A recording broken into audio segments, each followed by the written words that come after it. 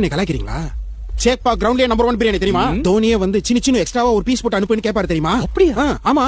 அது ஒண்ணு இல்ல சார், அவன் கடையில தோனின்னு ஒருத்தன் வேலை செய்யறான், அவன சொல்றான். கலாய்ங்க உங்களுக்குலாம் மாமா செய்யும் தொழிலே தெய்வம். Work is worship. ஐயோ